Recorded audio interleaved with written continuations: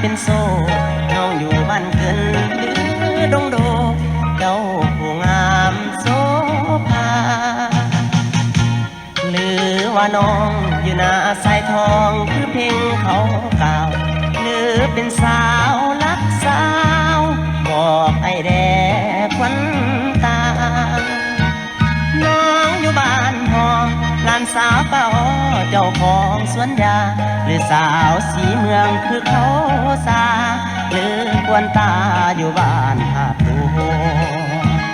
เข้าผมยังแพ้งามแท้บัดน้องเฮาบ่ว่านุ่มหรือเท่าใครก็ยองว่างามหลา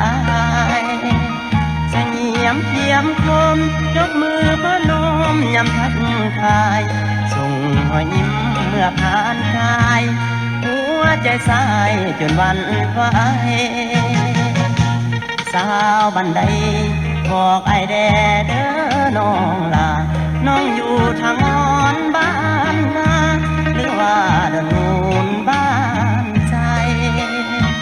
ได้มาเป็นแฟนมาลึง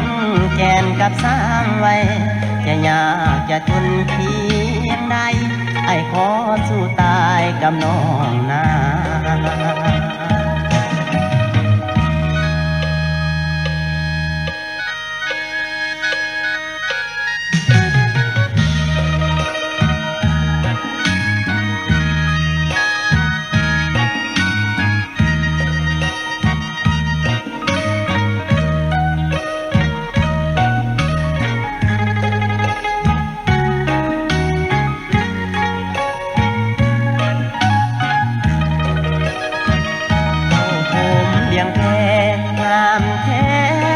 บัดน้องเฮา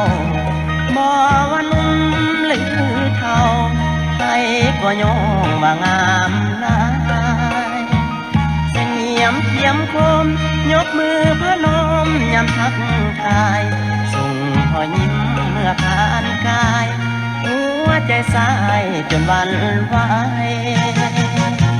สาวบ้านใดบอกไอ้แดเด้อน้องลาน้องอยู่ทางอ้อนบ้านนาหรือว่าดอนนูนบ้า